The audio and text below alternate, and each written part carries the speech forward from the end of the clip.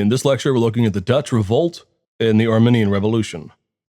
And the reason why we're looking at both of these together is because too often Arminianism as a theological perspective is considered either apart from its initial history, or when it's looked at in the context of the life of Arminius or the Synod of Dort, it's too often considered apart from the wider revolution in the Netherlands that split down the middle, the northern Protestant Netherlands from the southern area that was Catholic that would eventually become known as Belgium.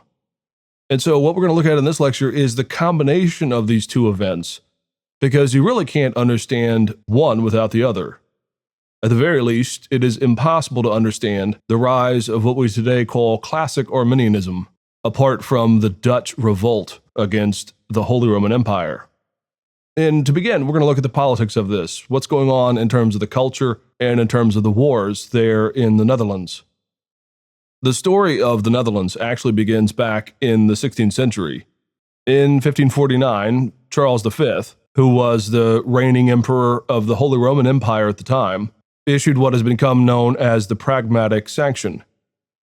And the Pragmatic Sanction essentially detached the Netherlands themselves from the governance of France. And so Charles split what became known as the 17 provinces, which de facto make up the Netherlands, into a separate jurisdiction.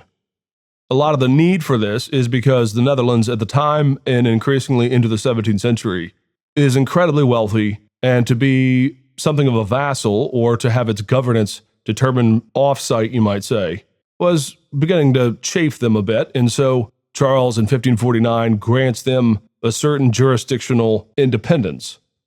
Now, the area of the Netherlands is still under the Habsburg dynasty, and so as the war within the Netherlands erupts, and as there begin to evolve some change and some need for separation within the 17 provinces, this should be seen as a war to finally and fully get rid of Habsburg rule in the area of the Netherlands. And as we carry it forward, a number of things begin to happen, both in terms of culture and politics and in terms of religion, that eventually set the stage for the Dutch Revolt. In 1556, Charles actually abdicates the Holy Roman Empire, and he leaves to his son Philip of Spain as he is known, the governance of, amongst other areas, the Netherlands themselves. Now, we came across Philip before in our story of Mary I or Mary Tudor up in England. Philip wed Mary, and of course, a lot of the ongoing tussling back and forth was grounded on the fact that Philip, being a devout Catholic, believed that Protestantism needed to be purged from any of his lands. But the problem is that so many areas have been accommodating for years to the Protestant message. In particular, in the 1560s, Protestantism began to put down deep roots in the Netherlands. Various cities, particularly in the northern provinces, began to take on a very serious tone, very serious commitment. Now, the Netherlands are a bit of a melting pot.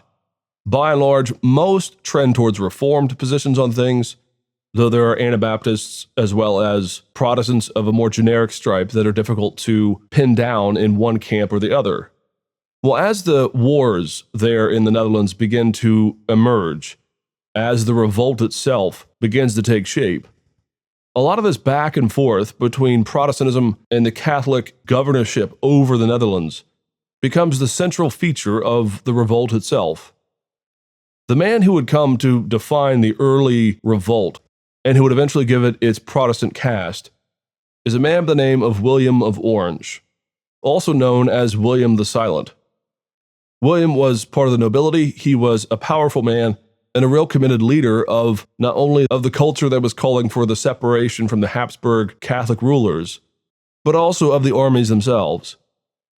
The way the story unfolds is when William comes into his power, whenever he comes to take the reins of authority of those in the north who are beginning to wage civil war in the effort to have separation, there were at the time really three factions in general. There were those who were Catholic, predominantly in the south. There were those who were more, we might use the word hardline Calvinist. That is to say, they were seriously committed to the Reformed position. And as often happens, there were those in the middle.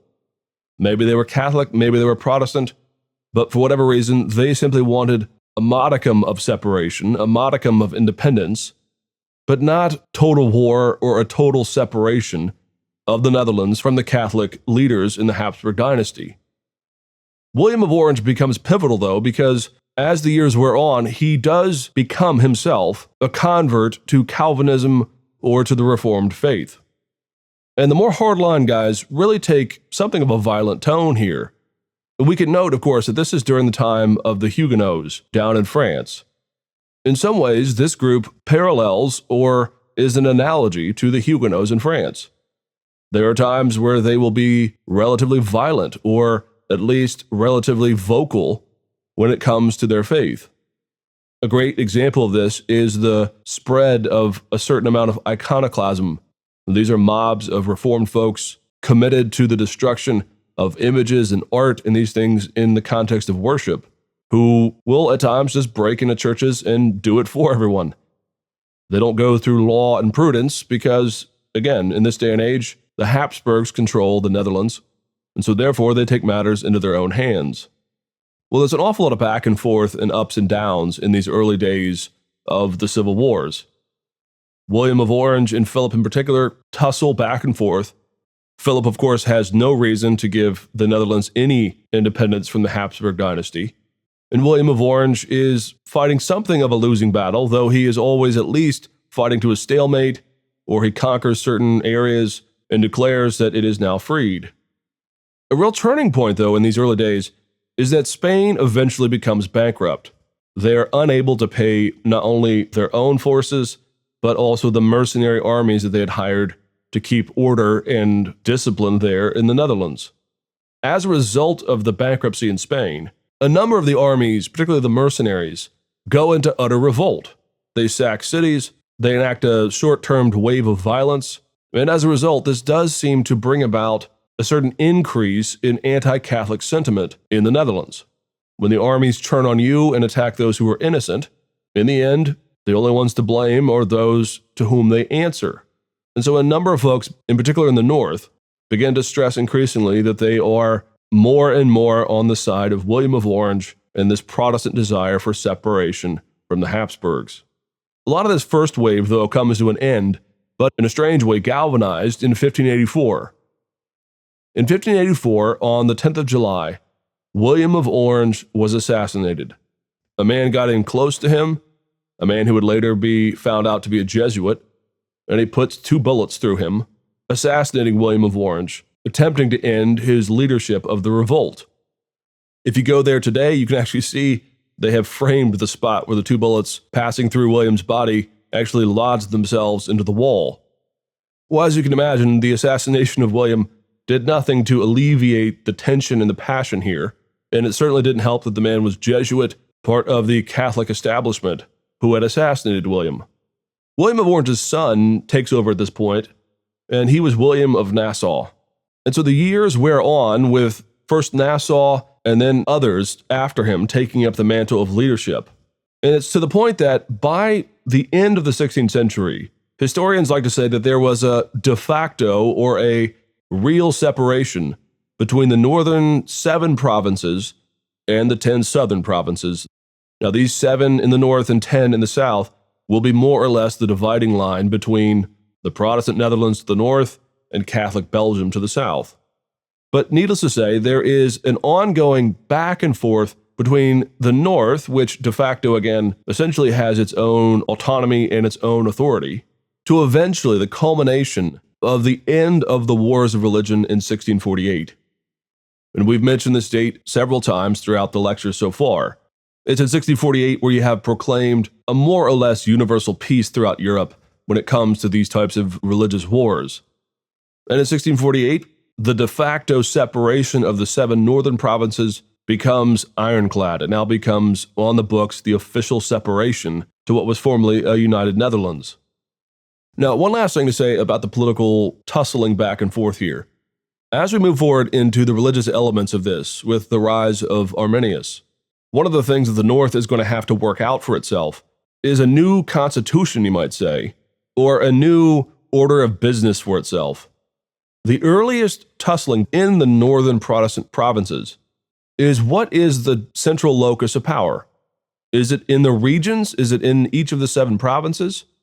Or is there now a united national voice or a united national political order that will more or less impose down on top of the other seven a central perspective on things? Now, this is going to matter politically, but it is also going to matter in terms of theology. As the rise of the Arminian debates come into existence here in the early 1600s, a lot of the back and forth between Arminianism or the Remonstrants faith and the Dutch Calvinists is going to churn on the question of to whom do they answer? Is it a matter to be decided in the local assembly, in the regional churches? Or should there be a national synod or a national meeting to decide issues related to, in this case, Arminianism? But the backdrop of all of that, the fight there, is because essentially, when you get into the year 1600 and beyond, and then as we get closer to the Synod of Dort, those in the leadership of the North are going to lean towards a desire for a central autonomous government that could control and put order down upon not just society as a whole, but also on the church. And you see this a lot in the context of civil wars, or in the context of a new government being formed all throughout history, particularly in the West. Just because you've won the battle against your previous sovereigns doesn't mean that you yourselves are now being treated as the new sovereign. And there are plenty of people who might challenge your authority. After all, they just threw off one tyrant. Why do you now get to be the tyrant over the entirety of these regions? So the back and forth between regional government and a national corporate government of all of the North, of the northern 7 provinces, is again the backdrop of part of the Arminian debate. And it's at least the grounding of why there has to eventually be a national synod in the city of Dort. Well, who was Arminius? And why was his theology so repugnant to Calvinists there in the Netherlands? Well, Jacob Arminius is one of these men who has a number of things to say theologically against Calvinism, but he's not the typical man that most people think that he is. In the modern world, those who are aware of the Arminian versus Calvinist debate often get the impression, I think, that these are opposing, fully opposite, one from the east and one from the west, theological perspectives that don't actually come from the same wellspring. For those who are Calvinist, Arminius is the great theological rebel who challenges the orthodoxy of their positions. On the other hand, those who are Arminian today, at least, tend to see Calvinism or the Reformed faith on the issues of predestination, etc., as the great scourge and pox on the Christian faith all of these centuries. Well, the fact of the matter is Arminius was actually a Calvinist, believe it or not. Arminius was born in the Netherlands. He eventually studied at the University of Leiden, and he began to work through his subjects of the arts, etc. Then in 1580, he goes down to the city of Geneva to study there personally. Now, that should be an indication to you. Arminius is at this time, as were most people in the northern part of the Netherlands, part and parcel to the wider Reformed world. He is not coming out of left field. He's coming from within the house. So in 1580, he goes down to Geneva. Now, at this point, he is actually studying with Theodore Beza. Beza had been, of course, the successor to Calvin. He had a number of unique theological positions that were at least an intensification of Calvin's ideas, which we'll see in a minute. But he was certainly part of the Reformed faith. He was one of the next generation of leaders of what it would mean to be Reformed. In the 1580s, while Arminius is there is actually no serious tussling or fighting between Arminius and Beza or anyone else. Arminius comes under fire a bit while he's there, mostly due to the logical system that he had embraced at the University of Leiden. This is a system known as Ramist logic, and it had a set of principles as to how to reason through certain problems and come to conclusions. This is hardly a theological debate, though. This is more about method. Arminius is not ostracized. You're not going to find some kind of Freudian daddy complex where Arminius goes to Geneva, gets shunned or treated poorly, and then he goes back to the Netherlands and complains about all those bullies down there. We actually have from Beza himself, just as Arminius is leaving, a note of praise and a recommendation to those back in the Netherlands that they receive Arminius as a man of strong theological conviction. It's a bit ironic, you might say, but still, Beza, during the time that Arminius was in Geneva, saw no problem. Arminius really raised no issues while he was there. This has always been part of the problem of determining what drives Arminius to eventually challenge a few of the points, in particular of Beza. There is no single consensus on this. Most tend to lean towards the idea that Arminius might have harbored some doubt while in Geneva. He never expressed these doubts. If he did, why would Beza have sent this note of recommendation back? And it seems more that when Arminius takes up the role of a pastor back in the Netherlands after his time in Geneva, that as he is preaching through certain texts, and as he is noticing some of the developments within the Reformed faith in terms of the development of the articulation of the doctrine of predestination, that Arminius becomes a bit of a rebel, or at least he begins to experience some doubts about the way these things are being described. Now, we're going to carry on the story, at least in terms of the history of it, before we get into the theological debate, because you need to see how this unfolds first. Arminius comes back, and he is a pastor, as I've just said. There are two little blips on the screen in terms of people being concerned with what Arminius has to say. In particular, when he is preaching through Romans. When it gets to Romans 7 and 8, Arminius issues a couple of claims during his sermons that seem to go against some of the more traditional ways that Reformed people were reading these texts, at least in the context of his own day. People fight against this a little bit, but again, he is not run out of town, and he is not yet a man who is considered to be the founder of an alternative to the Reformed position. There are more debates, though, and more controversies begin to arise in 1603 when Arminius is appointed a professor of theology at the University of Leiden. Now, of course, Arminius had been to the University of Leiden, but now he was being appointed a professor of theology. It's at this point that those who are committed, we might say Calvinists, or at least committed Reformed folks, in particular a man by the name of Gomarus, begin to raise serious doubts about Arminius' teaching. They begin to believe that he is a bit of a wolf in sheep's clothing there in their midst. A lot of the debate here, though, does not so much hinge on Geneva or on Beza. Rather, in the early 1600s, in those first few years, Arminius seems to have been churned off by, amongst others, the writings of a man by the name of William Perkins, who was an Englishman, a man who had studied at the University of Cambridge, and who was himself one of the foremost Puritan theologians there in the English context. At some point in these early years, Arminius is either asked or he himself elects to write a book against William Perkins. Perkins would eventually become a fellow there at Cambridge, and it was there in the context of being a fellow that Perkins writes a real stout defense of the doctrine of predestination. The title of the book was called On the Order and Mode of Predestination. Now, in its original context, William Perkins is essentially asserting and trying to defend a real robust, serious understanding of the Reformed faith for his English audience. Now, this is towards the end of Elizabeth's reign and just prior to the rise of James I. Again, this is the tussling back and forth, and Perkins is one of these Puritan folks who wants to assert and defend the theological positions that they believed had been part and parcel to the Anglican ethos from the very beginning. Perkins' position on the doctrine of predestination might be said to be a bit extreme, not necessarily in terms of content, but one of the things that is always noted about the transition from Calvin to this early phase of Calvinism is that as certain doctrines become contested, they tend to be separated from the entirety of the theological complex of ideas, and they get separated and therefore examined on their own. Now, this is a good thing in lots of ways. If there's a contentious issue, a contentious doctrine, well, it makes sense to write a specific book just on this doctrine. Calvin himself actually, of course, wrote a book just like this.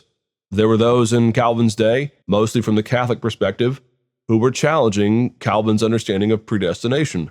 And it fits in that case just the same way that Luther wrote The Bondage of the Will in response to Erasmus. However, in the case of William Perkins, the extent to which he is discussing the doctrine of predestination, you might say, is what is new. The fact that he's talking about the order and the mode of it, the fact that he is going into questions of God's eternal decrees and at what point there is a selection of who will be chosen to eternal life and who will be chosen to eternal death, does on some level seem to be a bit of a new stage. In this sense, there is some historical evidence to say that what William Perkins is doing by separating a doctrine in this way and discussing it to such a heavy extent tends to pull the doctrine of predestination from its moorings within the overall understanding of God's salvation and some of the other understandings of Reformed theology. Not everyone has been happy with William Perkins, both in his own context and ever since. Even those who are Reformed have found William Perkins to, again, be a bit more zealous on this doctrine than he perhaps should have been. Now, we don't have to go there. We don't have to make it a moral judgment. Rather, what William Perkins is doing is discussing the doctrine of predestination on its own, and as a result, there were some who found it to be not the best move. Well, to be frank, that is exactly where Arminius comes from. One of Arminius' main works, in fact, is on this doctrine of predestination, and it was written right here in 1602, though it is not published for some years. And it actually is an attack on the excesses to which William Perkins takes the logical conclusions that he feels are necessary when discussing the doctrine of predestination. In other words, in 1602, and all the way until the end of his life, Arminius is working from within the Reformed position, and he is beginning to become unhappy with where he thinks the discussions have come. So he writes the book in 1602. He is then appointed professor of Leiden in 1603. The problem, though, is, of course, the book is unpublished, and so no one really fully knows where Arminius stands on these things. A lot of what goes on from 1603 for the next 6 years until Arminius dies is more of an in-house discussion and debate than it is a publishing war. When Arminius dies, his book against Perkins is eventually published. And that's important because during his lifetime, during the last 6 years of his life, Arminius is not known overtly for his theological position, at least not in terms of publication and for the wider theological world. Within the Netherlands, he is known and his views are becoming more and more apparent. And so what begins as an in-house debate eventually will take on a wider cast as other Reformed folks from different countries begin to take note of someone from within their theological position challenging some of the opinions of where the Reformed faith has come. So in 1603, Gomarus and a few others begin to allege that Arminius is not only unreformed, but that he is a Pelagian and a Catholic. Now, there eventually is a meeting, a synod of some kind, where Arminius is asked to give his opinions on things, and unfortunately, the charge that he was Pelagian or a Catholic was very hard to make stick. And so Arminius is able to stand before them and say, no, I am not a Pelagian, I am not a Catholic, I believe in the full inerrant scriptures, just as Calvin does, and he, being a man who had studied in Geneva, was very well equipped to defend himself here. And so in the end, the decision of the council is to not affirm that he is in defiance of the traditional opinions of Protestantism. They then ask him to have a conference with Gomarus to see if their differences on these opinions can come to an amicable conclusion. Arminius does agree. Gomarus himself also agrees. But in the end, in 1609, with his health failing, Arminius is unable to do this, and so he dies. Now, this is important because Arminius is, in some ways, the instigator of what we would call the Arminian rejection of Calvinism. But there's a couple of things we have to understand here. First of all, Arminius, as we'll see in a minute, does not fully reject Calvinism or the Reformed faith. Rather, he thinks he is tweaking it to be that much the better. He thinks, in other words, that he's working from within their own theological house, but he thinks that Calvinism has gone off the rails, and therefore he is suggesting some changes that will make it better. The other thing is, Arminius dies before really anything like an Arminian movement can get going. In many ways, throughout the centuries, there are so many different varieties of the ways people use the teachings of Arminius that to say someone is Arminian might or might not mean that they are very close to the actual teachings of Arminius himself. In other words, he dies just as the fight really gets going. He dies even before the Synod of Dort, which means that what is claimed to be Arminian, while certainly very faithful to him, is more the ongoing unfolding of what is being claimed by the name Arminianism than it is actually his own teachings. I'll just put it this way. we've only really had biographies of who Arminius was really in the last, say, 5 to 10 years. There's been a recommitment by historians to really delve into the man. We also have not had much in terms of an actual historical, critical understanding of his theology. What we have had, though, are people who, in the modern world in particular, claim the name Arminianism, but who themselves might change or adapt or overthrow some of the even core principles of Arminius himself. And just to look down into a later lecture, when we get to the person of John Wesley, for example, John Wesley will in many ways reorient and reestablish the word Arminianism to be his theology, not the actual teachings of Arminius in full. And so historians talk about there's classical Arminianism, there's Wesleyan Arminianism, and there's other versions of Arminianism that are out there in the modern world all the way down until today. What we are concerned about here, though, is what did Arminius himself actually teach? Well, the last couple of stages of just the history before we get into that is that what happens in the run-up to the Synod of Dort is with the death of Arminius in 1609, there are a couple of folks who begin to take on this cause that Arminius laid out. In particular, there's a man by the name of, depending on how you want to pronounce it, Wittenbogart or Odenboygart. Sorry, Dutch is not my favorite language. I'm sure my Dutch friends will tell me that I brutalized the pronunciation here. Well, Wittenbogart is a man who is part of the state church. He is very much a pastor. He takes on the teachings of Arminius, and like Arminius, he believes there has to be some change. The big issue here, though, politically, is Wittenbogart and what would become known as the Remonstrants group. The Remonstrants group is just another name for the Arminian perspective. Appeal not to the local or the regional provinces of the northern areas of the Netherlands. Rather, they begin to appeal to the latter government leaders who are in charge of these 7 provinces overall. Again, this is where the political edge comes in. Wittenbogart is not content to leave this as a local issue. He wants this to be a defining issue for the entirety of the northern provinces, for the entirety of the Netherlands. Well, there were 2 men at this point by the early 1600s who were in leadership over these provinces. There was the Prince Maurice, and there was another man by the name of Oldenbarnevelt. Maurice was a dyed-in-the-wool Calvinist, a very reformed person. Oldenbarnevelt and several others trended and were influenced by the Arminian perspective. The political rationale for some of these folks with Oldenbarnevelt is that they believe that given the fact that the Calvinists there in the Netherlands were pretty ironclad committed to local regional autonomy, they tended to be less in favor of a national synod or a national council that could decide these issues. They saw it as a local issue. Wittenbogart, though, appeals to the national state level. He says, I'm on your side, let's make this a corporate issue for everyone, for the entirety of the church. As a result of that, though, Maurice, the Calvinist, decides that Oldenbarnevelt and others are adapting and changing their theological positions for the sake of a certain amount of political rule. And so Maurice has Oldenbarnevelt and some others taken out.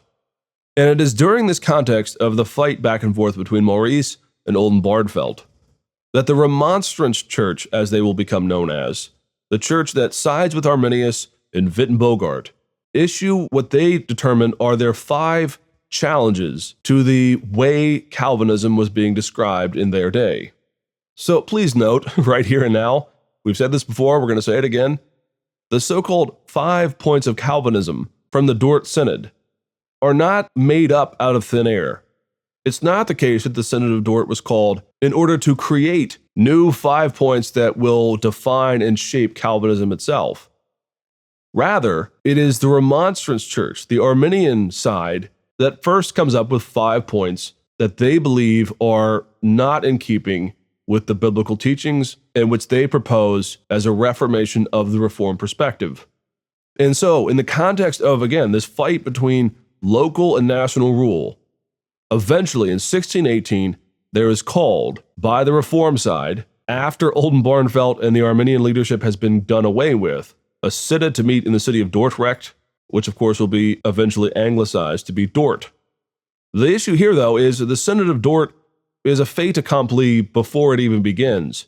Maurice has already done away with Oldenbarnevelt.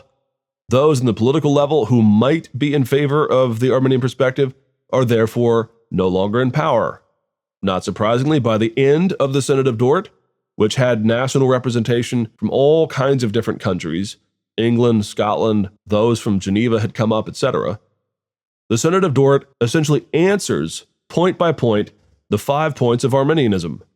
These 5 points of the Arminian Church are declared to be not in keeping with the Reformed position, and therefore at this national synod of the 7 northern provinces, the Prince, Maurice, and others impose, you might say, the cessation of the Arminian or the Remonstrants perspective, and they eventually attempt to remove any of the Remonstrants pastors. Okay, so if that's all the political and the historical backdrop, just what did Arminius teach that was so repugnant? Well, it might be worth noting the Reformed position on a couple of issues, and then noticing the places where Arminius pulls back. The Reformed perspective in general, and honestly this is true of other theological positions from the Reformation as well. I'm going to attempt to avoid to say that this is only Calvinism that says these things. But in the context of this fight, of course, it's Calvinism versus Arminianism. But please note that this is not simply Calvinism itself as the only theological position that Arminius might have trouble with.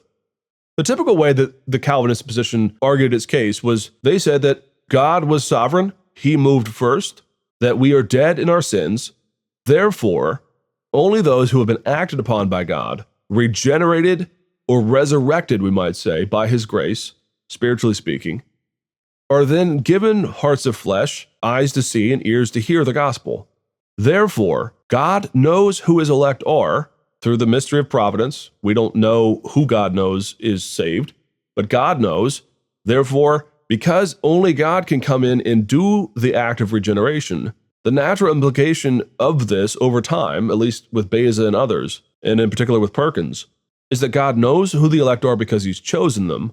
Everyone else is left dead in their sins. Therefore, the elect are a specific group whom God knows from before the foundations of the earth. Therefore, the atonement, the coming of Christ on the cross, is for them. The atonement isn't given to everyone, but rather it's given to the elect. Therefore, God saves whom he saves, and he passes over and leaves in sin those whom he decides to do so. Also, therefore, when that grace of regeneration comes, at the moment, you might say, of conversion, it's not, to use a later word, resistible. Why? Well, the answer is because the person's dead. Someone dead in their sins can't actually resist anything. And the action of God to come and resurrect the person spiritually, to give them a heart of flesh, is not something that is resisted. Now, later on throughout the Christian life, someone can walk in obedience or disobedience. They can be resistant, they can be hard-headed, etc.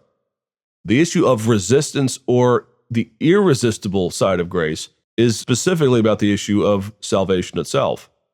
Well, if you're dead in your sins, you're not exactly in a state of being able to resist a whole lot.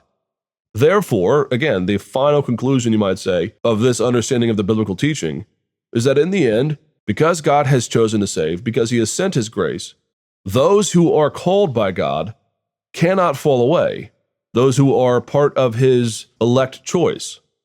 Now, it's a myth here to believe that if you're in, you're in, if you're out, you're out. If you've joined a church, well, congratulations, you're a frozen chosen, and therefore you are one of the elect. That's actually not what Calvinism is saying here. Rather, what they're saying is God doesn't lose those whom he has chosen. There could be a temporary faith, there could be the appearance of faith, and then someone falls away. That's not the issue of having salvation and then losing it.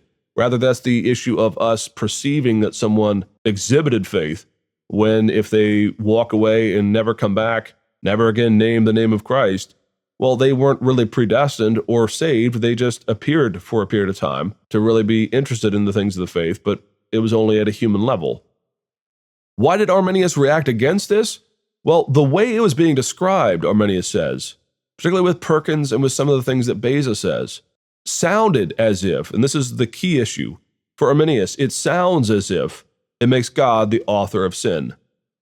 In fact, I would say, as an historian, generally speaking, wherever Arminianism has taken pretty serious root, no matter what changes are made in it, the central root issue is always the fear that if God is an electing God, if he has chosen and if he is the one saving, and we have no choice in the matter, then God is a tyrant, God is the author of sin, and therefore God is, at least in part, morally implicated in the destruction of sinners. So Arminius, you might say, moves the needle just a bit within this Reformed perspective, and by doing so comes up with pretty radical distinctions and radical differences between his theology and the theology of at least the wide umbrella of the Reformed position. Arminius' ideas essentially boil down to, again, a rejection of some of these things. First and foremost, Arminius begins by saying that God does elect, but his election is not to specific individuals. Rather, he gives a temporary or a halfway grace, where he gives us just enough grace, you might say, so that everyone now has ears to hear and eyes to see. God gives enough to all of humanity so that when they hear the gospel, they are then free to choose or to not choose the gospel. Now, what's interesting about this is these are the same Reformed categories. He's just moved the needle again, as opposed to the idea that everyone has fallen in sin and only those whom he chooses now have eyes to see. Arminius essentially applies that to the entirety of the world. Everyone now has eyes to see, and therefore, he says, we're not dead in our sin. In fact, this is a very famous quote of his. He says against Calvin and Luther and lots of other people that our will is not in bondage or dead or any of these things, but is rather weakened and enfeebled. That's an important change. Flowing out of that, though, is how Arminius builds up his theological system. Because God has given grace to everybody, therefore we are able to choose. We can accept the faith and even at times resist it. We can also be part of the faith truly and eventually decide that we're going to leave it.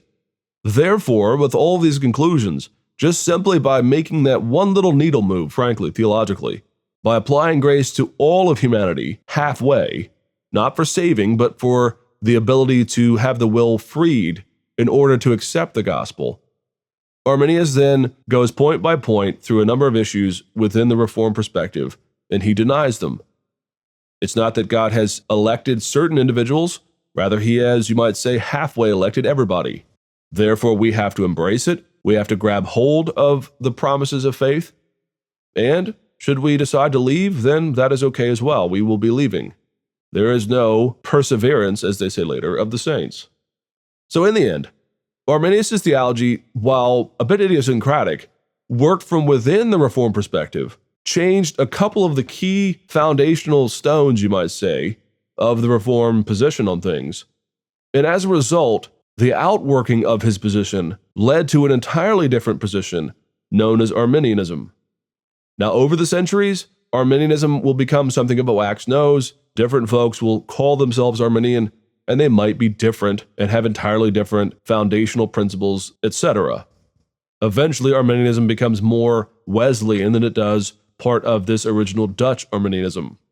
However, the backdrop of all this is the Dutch Revolt itself. The civil war there, and then eventually with the Synod of Dort, the tussling back and forth between state and local authorities that eventually gave rise to the Synod of Dort.